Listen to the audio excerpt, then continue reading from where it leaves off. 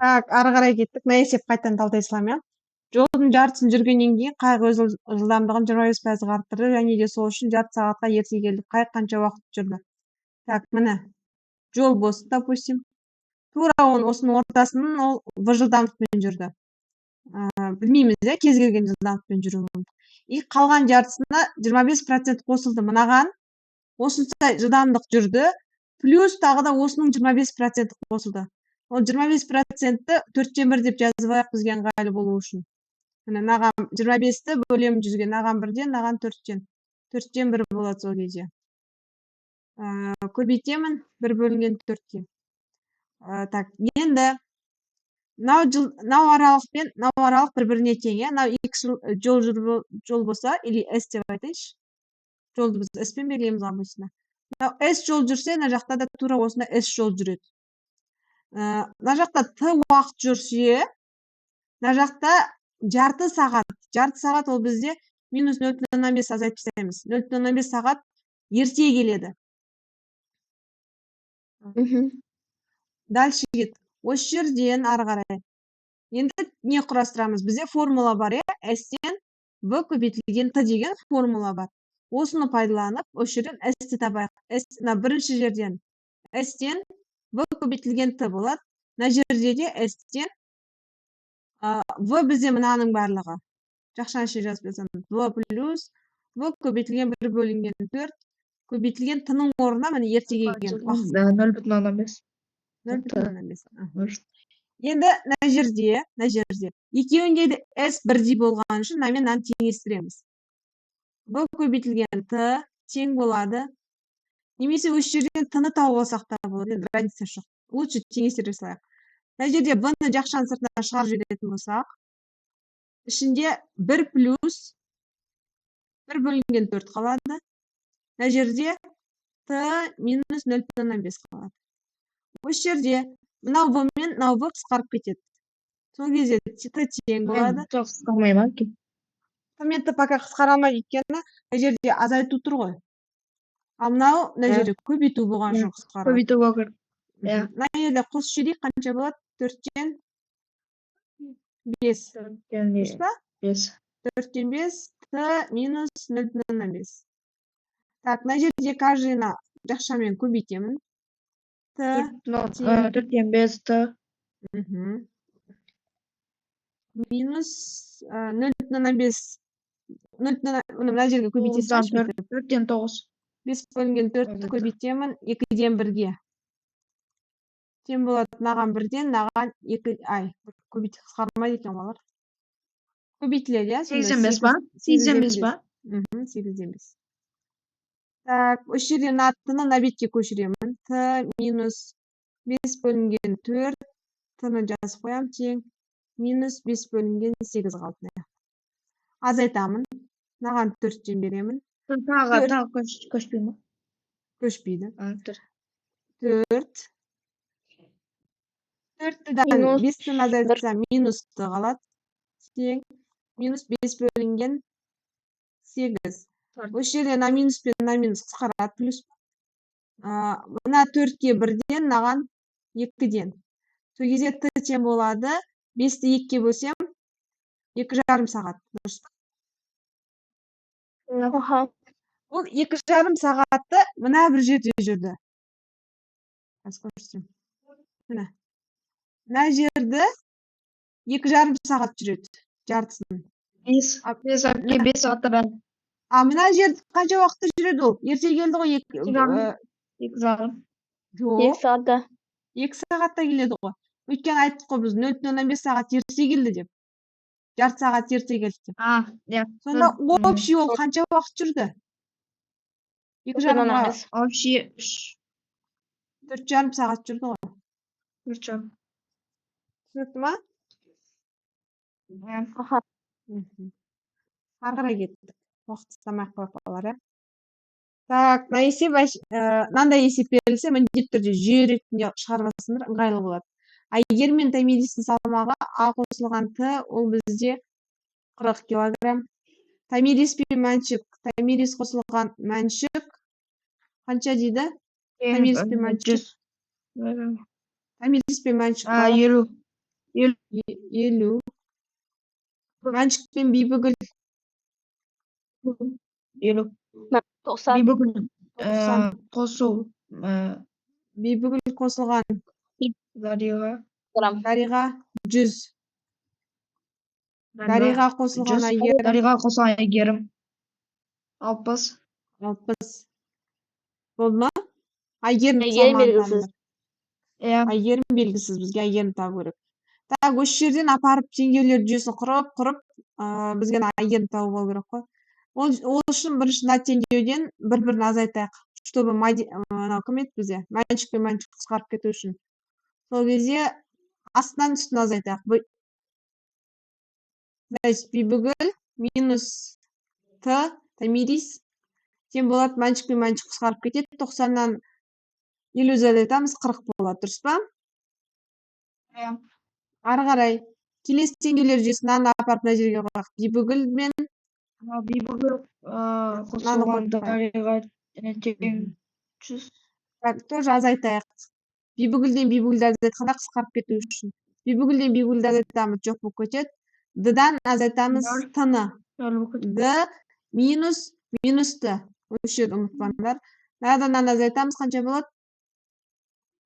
60. 60. Значит, бізде неде д плюс т болып тұр. Плюс д қосылған т тең 60.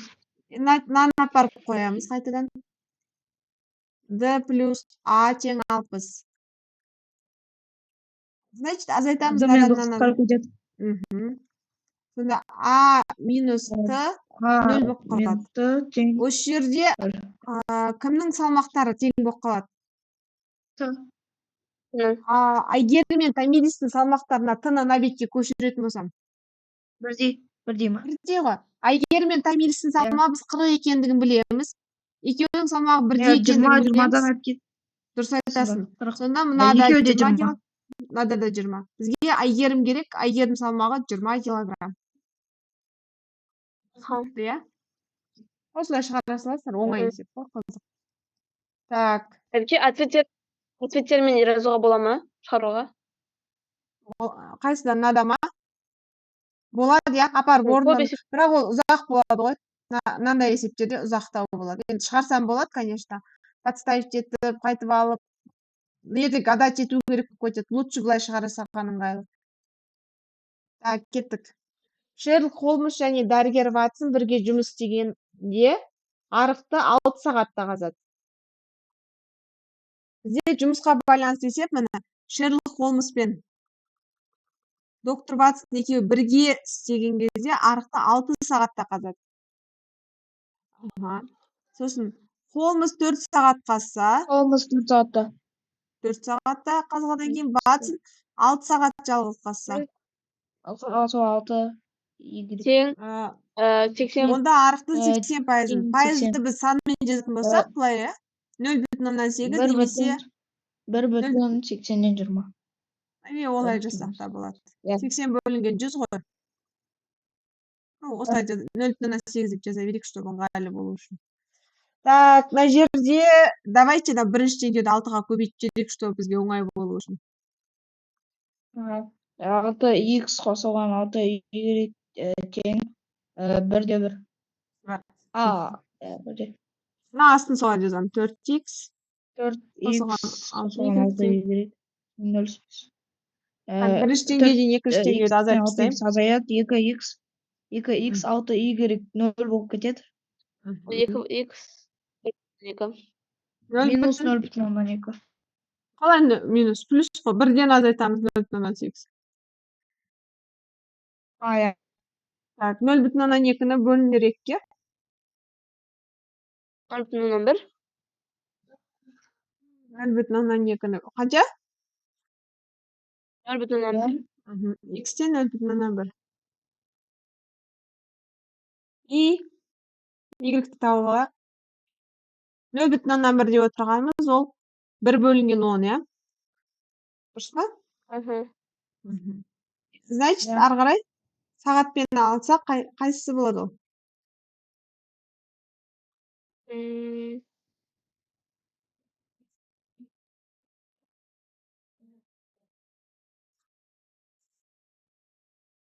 10'нан Қазір.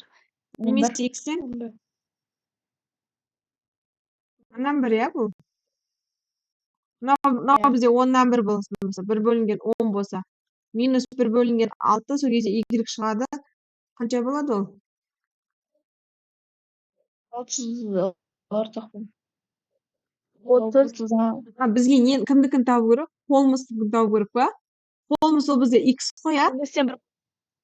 Холмс Иә. x болатын болса, бізге ол керек емес қой? Рет бізге. Мынау y керек емес қой, y таппай қояйық, мынаны сағатқа не аласылайық. Просто балалар андай нәрсе. Холмс жалғыз сен. Мынау 10 сағатта болады, значит. Міне 10 сағатта. Мынау өйткені 6 сағатты деп алдық қой міне. Бір жұмысты 6 сағатта жасайды деп алдық міне. Оны 1 бөлінген 6 деп жазамыз. Жұмысқа байланысты деген менде тақырып бар, сол жақтан қарасақ болады. Мына определенный бір жұмысты қанша уақытта орындады дегенге келетін нәрсе. Бір жұмысты 10 сағатта орындайды. Мынау бір жұмысты қанша уақытта орындайды? Жаңа 1 бөлінген азайтсақ, 1 бөлінген 10'нан азайтам 1 бөлінген 6'ны. Онымен де болады 15'ten 30'дан мынаған 15'ten 1. 2'ден берем. 2. 3'тен берем, мынадан 5'тен 30'дан берем. 2. 30'дан 2, 15'тен 1, я? Значит, 1 бөлінген 15. 15. Мынау, значит, 15 сағатта жасайды. Анау 10 сағатта жасайды. Түсінікті, я? Жұмысқа байланысты деген тақырып бар ғой, содан қайттан қарасақ болады, если ұмытып қалатын болсам. Так. Шаршының ауданы мынандайға тең. Так, шаршының ауданы 36-ға азайтылса, қабырғалар неше пайызға азаяды? Так, біз мынандайды біз бүйтіп алсақ болады. Шаршының ауданы ол 100 деп алайық. Я? X. Значит, шаршының ауданы если 100 болатын болса, оның бір қабырғасы 10 сантиметр болады. 36 пайызға азайтты деген сөз, значит, ол 64 бола ма? Надан 36-ға азайтсам 64 болады. 64 ол бізде нешенің 8-дікі, я? 8-дің квадраты ғой? Иә. Қабырғалары неше пайызға азаяды сол кезде? 8 сантиметр. Жазасың ба? 2. 2 ғой мына жерде. 2 болатын болса, сонда 20 пайызға азаятын екен. Иә. Нере, түсінбей қалдыңдар ма? Мен просто мына жерде есепті былай оңай жолмен шығара салайын десем. Түсіндік па? 22 болды, значит, ол бізде 2% екендігі анық болып тұр.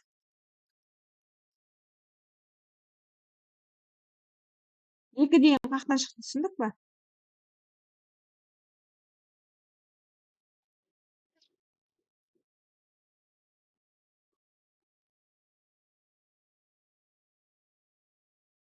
Мынандай шаршы 10-да 10.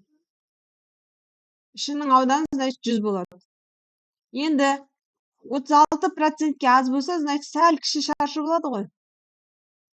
Дұрыс па? 36%-ке аз болса, мынада минус 36 болса, значит, мынаның іші 64 болады. Сонда мынаның қабырғасы 8-8-ден болады. Иә. Енді мына 10 мен 8-дің 10 бізде 100% болса, 8 бізде неше процент? 64%. X'тен болады? 80. 80 болады, я? Значит, 80% болып тұр, мынау 100% болып тұр. Бізге азайғанын сұрап тұр. Қанша процентке азаяды? 100-ден 80-ді азайтам, сонда 20%-ке азаяды екен. 20. Ары қарай кеттік, келесі есеп.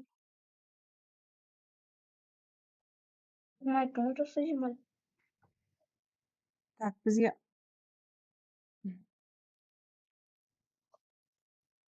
тағы есеп бізде. Так, мына есеп қанша шықты? Кімге қанша шықты? Менде 18. 18 қате вроде, онда жауап жоқ. Так, 11 теңге, ол бізде 14 18 қалған. динар, иә.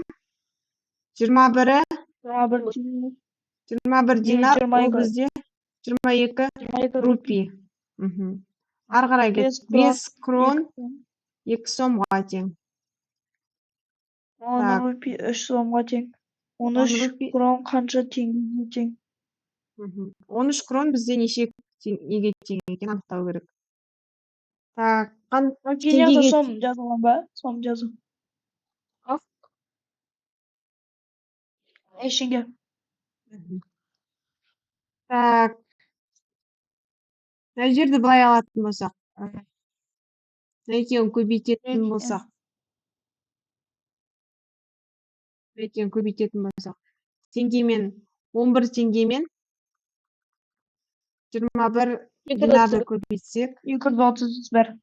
14 динармен 22 рупи. Осы жерде динар мен динар қысқарып кетсе, иә?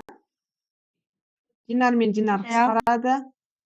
14 пен екеуі қаншаға қысқарады? Наған 7-ге бөлсек, наған 2-ден, наған 3-ден. Так, мына жерде теңге, наған 1-ден, наған 2-ден. Сонда 3 теңге тең 4 рупиға. 4 Дұрыс па? рупиға. Ары қарай кеттік. 3 рупи мен 3 сомды не қылайық. Мына жерде мыналарды былай көбейтетін болсақ. 3 пен 3 қысқарып кетеді. 3 рупи мен рупи қысқарады. Рупи мен рупи қысқарып кетеді. 3 пен 3 қысқарады. 3 пен 3 қысқарады. Сонда 3 теңге тең 4 сом. 3 теңге тең 4 сом. Ары қарай кеттік. Мына жерде қанша теңге қалды өзі? 3 теңге тең 4 сом. 4 сом болып тұр, иә? Иә.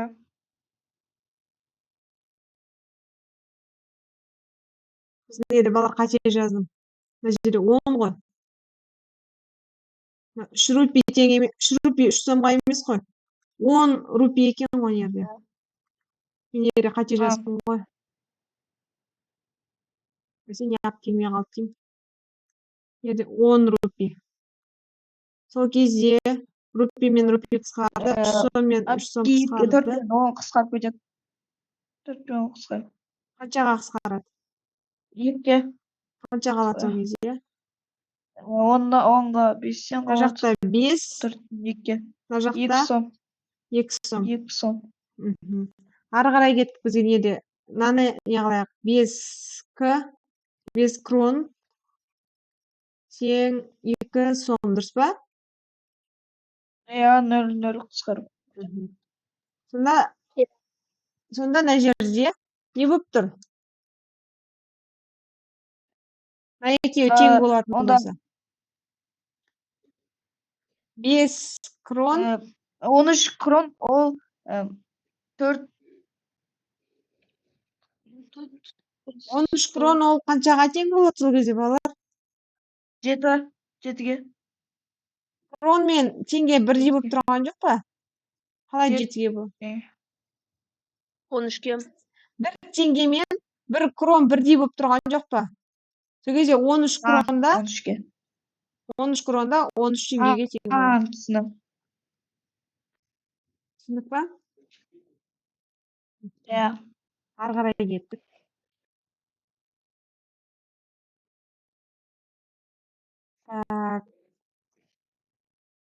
Әпке оқитын жезеп. Есептің номерін білмеймін, бар ондай жақта. Ол номер жазылмапты вообще. Сыныпта 35 оқушы, 20 оқушы математика үйірмесіне, 11 оқушы биологияға, ал 10 оқушы ешқандай үйірмеге қатыспайды. Математика және биология үйірмелерінің екеуіне де қанша оқушы қатысады? Вообще 35. Сыныпта вообще 35. Математикаға 20 барады. Математикаға Биология 20. 11. 11. Мүлдем қатыспайды ортасына дегендер бар. онды қоямыз, бәріне онда азайтып шығамыз, а? Жоқ, 25 ортасына онды болады. қоймаймыз. Ол ешқайсысына қатыспайды деп тұр ғой. Ешқайсысына Яғни қатыспайды. машина 25. 25 оқушы Екеуіне де- курсқа қатысады. Мына жерде полный қосқан кезде 25 31 болып болу тұр. керек қой. 31-ден 31-ден азайтамыз. Дұрыс айтасың. 31-ден азайтамыз Бесі. 25-ті. 6 ма? тең 6. Мынау 6 болады. Иә. Иә. Сонда үшеуіне де қатысатын оқушы 6 болады. Так, В-ны табыңдар. В-ны табыңдар. Так, мына жерде 8 шығу үшін, так, мына жерге 7 шығу үшін. Мына жерде 3 болу керек па? 7 шығу үшін примерно. Сонда мынау 3 болса, мынау 5 болса. Азайтсақ, сәйкес келмей қалады, иә? Значит, 4 қояйық. 4 қояйық. 4 қойсақ, мынаған да 4 қойсақ, мына жерге қанша қоямыз? 2-ні қоямыз ба?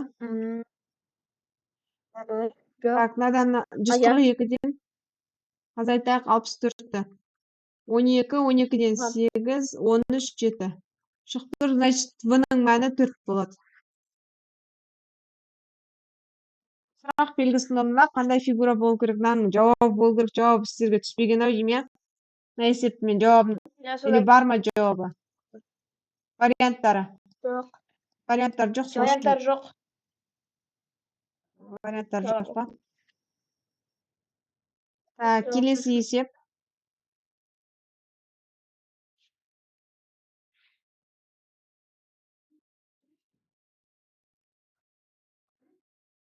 Так.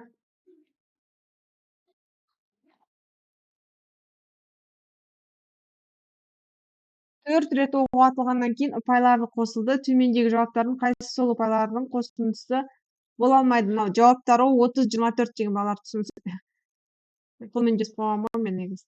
Так. 4 рет оқуға атылған кезде де 36 болуы мүмкін, иә? 4 ретте 9-ға түсуі мүмкін ғой? 36 деген вариант болуы мүмкін. Ары қарай кеттік. Солай қуалаймыз. 33. 33-ке. 33. 33 болды ма? Есептедік па? 33 бола алмайды, иә, мысалы. Так, былай жасаймыз. 3 рет 9-ға тиді, 27 болды. 27-ге 3-ті қоссақ 30 болып тұр, дұрыс па? 30 деген вариант бола алмайды. Так, 27 болсын, плюс 5 болсын. 32. 32 деген вариант жоқ мынаяқта. Хорошо. Жоқ. 27 қосылған 3.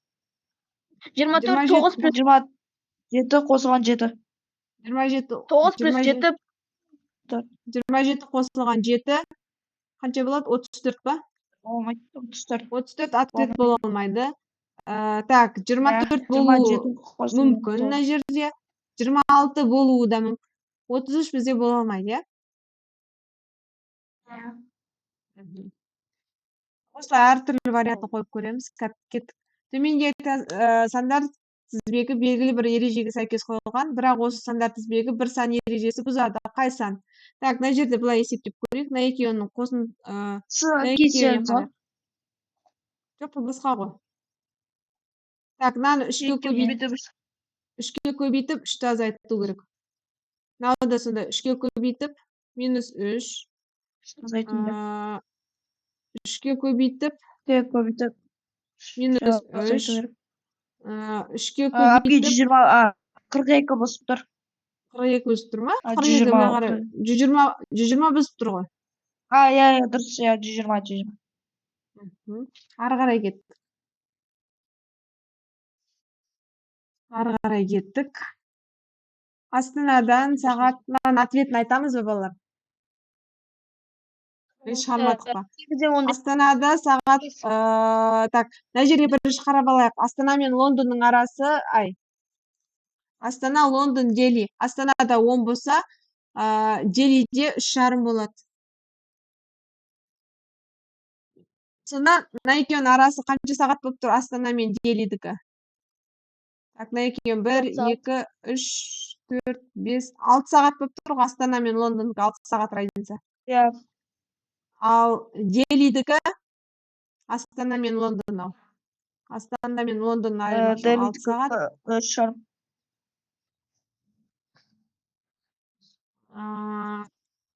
Ал Дели болса Астанадан жарты саатка. 30 минутка гана ғой. Иә. Айырмашылык. Так, bizde endi qaraylik. Astanada 10:30da Deliga uçak 3,5 saat yol жүреді. Значит, 10:30-га қосу керекпіз 3 сағат 45 минутты. 3:45 ұшады деп тұр ғой. 5, 7, 14-те 15. 14-те 15 болады, дұрыс па? 15. 14-те 15-те жетеді.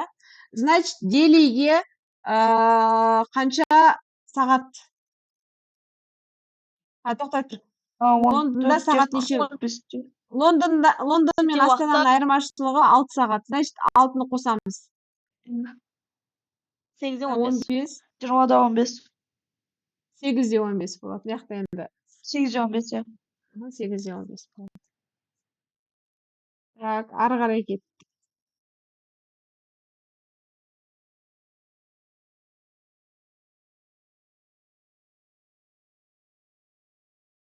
Так, мынаның сұрағы қандай өзі? Келесі саны табыңыз ба? Так, қандай вариант бар балалар? Найкенің ортасы плюс 5 болып тұр, иә? Найкенің ортасы плюс 5. Найкенің ортасы плюс 9. Найкенің ортасы плюс қанша болып тұр? 13. 13 болып тұр, иә? 13. Енді бұлай көрейік Найкенің ортасы. Найкенің ортасы плюс 3. Найкенің ортасы плюс 7. 7. Келесі, так. 11. 40. Так, мыналардың арасы 48 қаншадан болып тұр, балалар? 48 әпке. Қанша? 4. 48 болып тұр. Аха, 48 болады. Плюс 4 болып тұр ғой. Ол кезде 48 болады ма? Так, ары қарай кеттік. Ары кеттім.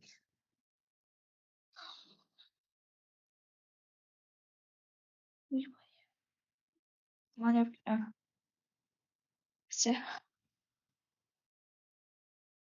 Берілген кубты ашқанда қай фигура шығады? Так, сразу таба аламыз ба? Алып көзбен бүктеуіміз керек. А болады, иә? А болады. А болады, себебі қарай ғой. Міне мынау үшбұрыш, полный боялған тұр. И мынаны былай бүктеген кезде мынау шетінде, мынау астында қалу керек. Мынау бола алмайды, қарай ғой, өйткені тура мынаның жанында тұр. Мынаның жанында тұрған жоқ қой ол. Мынау бола алмайды, сразу көзбен айтуға болады. Маған қараймыз. Мынау бүктеген кезде мынаның мына бөлігі мен мына бөлігі сәйкес келіп қалады. Мынау да бола алмайды. Так, мынау вообще бір түрлі, сол үшін А болады.